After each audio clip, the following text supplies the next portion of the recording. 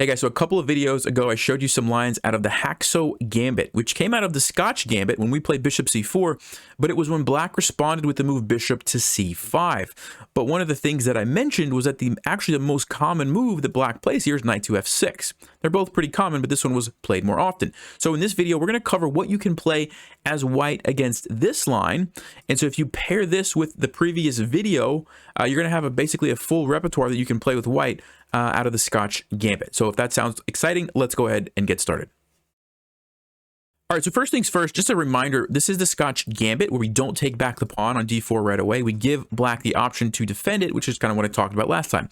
However, instead of defending it, what a lot of people like to do is simply develop their knight and counterattack our pawn on e4.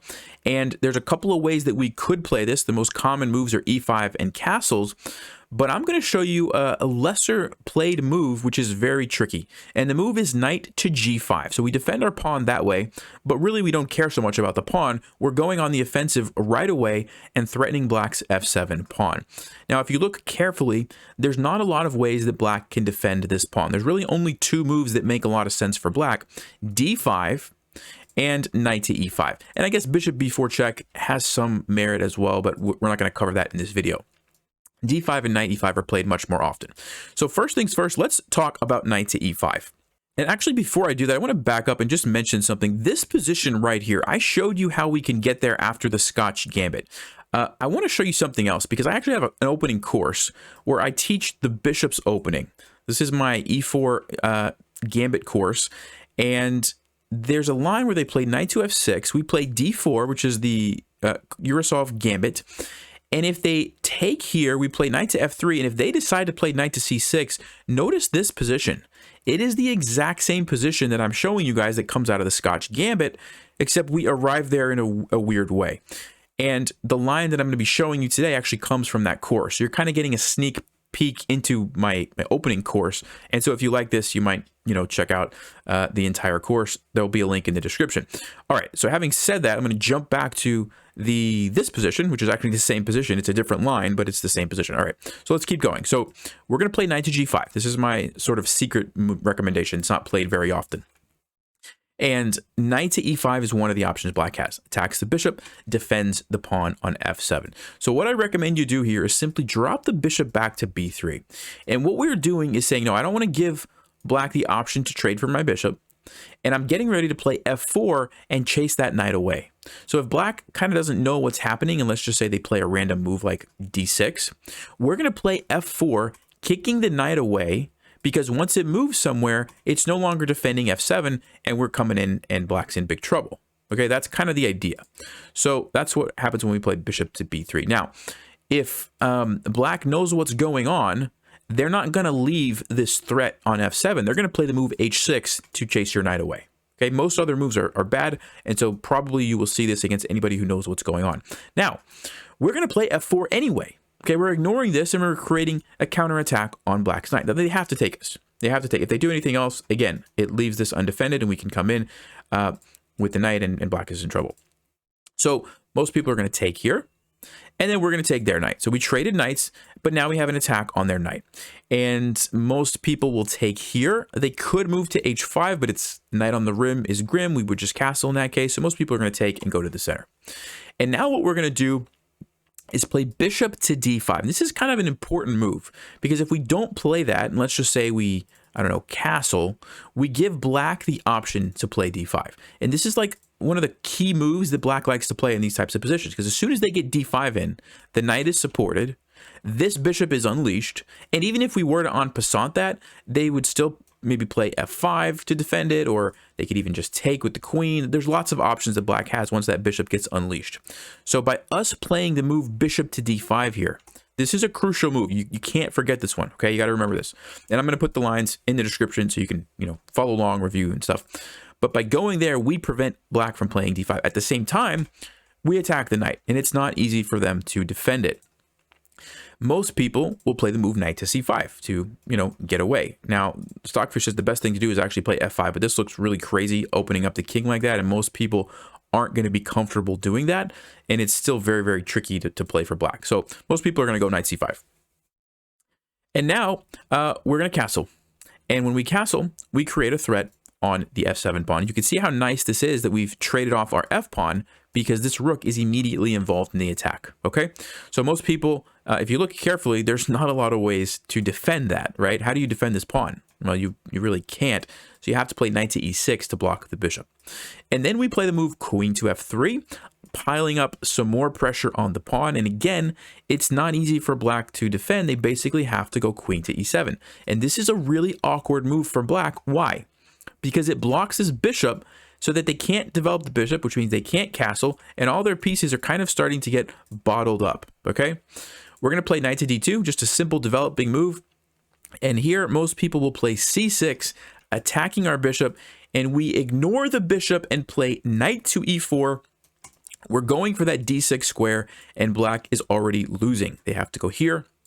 We get the fork, we take the rook, and we're going to follow it up with knight to g6. So for example, after b6, which is what most people play, we played knight to g6, and we win another piece over here, and black is just totally losing already. Okay, so of course they could steer off that path at some point, but most of those moves were very logical for black, and there's not a lot else that they could come up with unless you're playing a very strong player. So just as a recap, okay, when we go all the way back to this position, when they play knight to f6, we hit it with knight g5, and if they play knight to e5, we just drop the bishop back, setting up to play f4, okay, and then that's the line that I showed you. Even if they attack our knight, we're still going to play f4, go for that trade, and pile up on the f7 square. Okay, so you should be pretty comfortable with that. Now we're going to transition over to the move d5. This is played a bit more often than knight to e5, and it's a little bit better for black. So they play d5, and the point here is they want to shut down the diagonal for our bishop. So we're going to take it,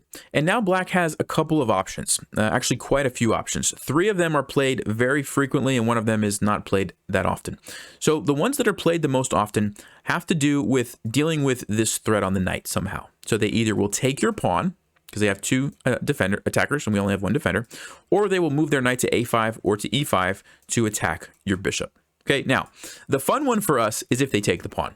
So if they take the pawn, black is going to have a very rough time, and it has to do with the fact that their king is already in trouble. So all we have to do is castle, and our major threat now is rook to e1 check to get the rook involved, as well as kind of a secret threat, which I will give you a chance to see if you can find. So if black plays the move bishop to e7, we have a killer move here. If you would like to pause, what do you think the best move for white is? All right, well, if you had a chance to look at that, the move is knight takes f7. And for those of you who are familiar with the fried liver attack, you will notice some similarities in this position. This is not the fried liver attack because some pieces are in different positions, but the idea is the same. And the idea is that you get the fork, which basically forces black to take you. But once they do, it lures their king out where you can follow up with a queen check. Now, queen to f3 check is a good move, and queen to h5 is also a good move. I personally like queen h5 a little bit better here, but they're both very good. Same idea. We've lured the king out, and now we're going to get our piece back unless black is willing to go king to e6, which of course now would step into line with the rook, and they're getting checkmated in the next couple of moves. We're going to take this, and it's all over for black, okay? So most people are going to not be willing to do that, and they're going to play the move g6. Now, we don't take with the queen. Why? We don't want to trade queens when we are attacking an exposed king, right? As soon as you trade queens, your advantage disappears, okay? You want to keep those queens on the board. You take with the bishop, and now there's a nice little trap here. Most common move played, guess what it is? King to g7, and you have a killer move. If you'd like to pause, what should we play here? All right, well, if you had a chance to look at that, it's mate in 2, starting with bishop to h6 check. We've got the crisscross bishops here. The king has to come up, and queen g5 is simply checkmate. All right, that's 12 moves, and the game is over. So this just gives you a good example of how dangerous this is for black if they take the pawn here with their knight. Okay, so that's what you want to keep in mind. If they take that, you're going to simply castle. You have ideas of bringing your rook over as well as sacrificing your knight. Now, there's one more line I want to show you. If they block with the bishop, this bishop instead of this one, you're going to play rook to e1, okay? And you're actually setting up bishop to e7. You're setting up a very nice sacrifice. Again, I'm going to give you guys a chance to pause. What move should white play here? All right, well, if you had a chance to look at that, you could take with the knight, which is still okay. You know, you take, and that's not a bad position, but it's actually so much better if you take with the rook first. So you pin the bishop. It's not allowed to take your knight. They're going to have to take. The knight comes in, it forks the queen, it attacks over here, but it also does something else. After the queen moves, look at this move. Bishop takes d5. It's a free knight, because if the queen tries to take you, look at this knight, boom. There's the triple fork. You're winning the queen, and black can resign. So that's a good one to remember, okay?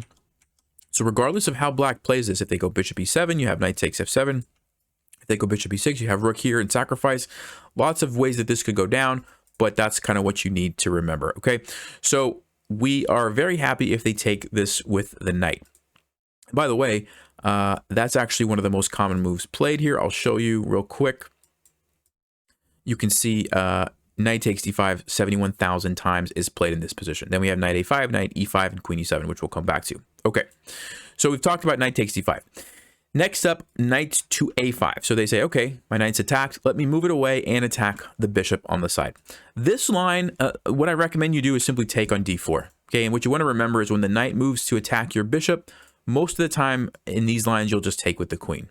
The exception was the one earlier where I showed you, you dropped it back, okay? But again, the lines are in the description below. You can follow along if you have a hard time remembering that. But we just take here. Probably they're going to trade their knight for the bishop. And you get this position, which is relatively equal. I recommend you drop back with check, castle, and the game's going to go on. It's pretty equal, like I said, and not much to worry about there. Okay. The other option is instead of going to a5, they can go to e5. And again, I recommend you take the pawn. There's a good chance that you will transpose the exact same position. And again, it's an equal position. Unfortunately, there's nothing really better that you can do if they play this, but you're not in a bad position, okay?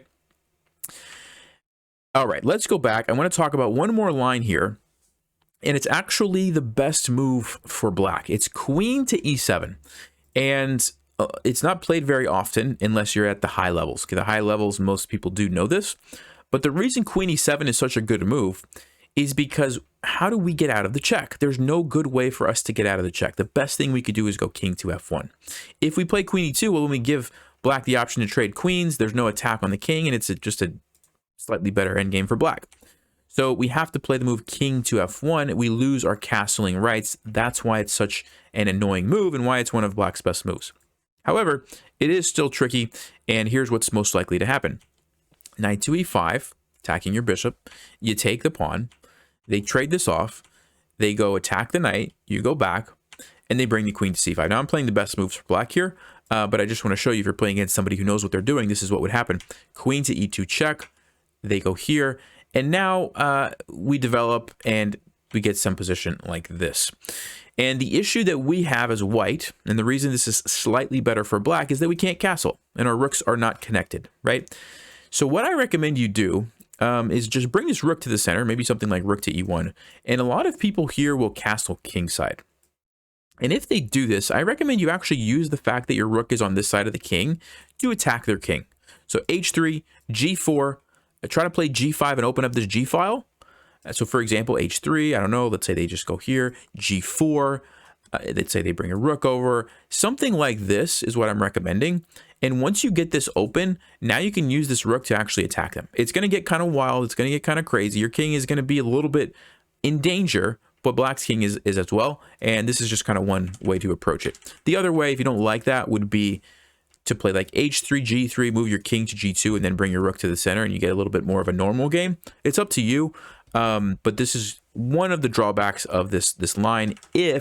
Remember, this is if they know all of this theory and they know to play queen e7, it's a weird move. Not a lot of people will know to play that. So I don't think you'll be seeing that very often, but I just wanted you to know if they do play the best move, that's what you can do to get into a decent position. All right, guys.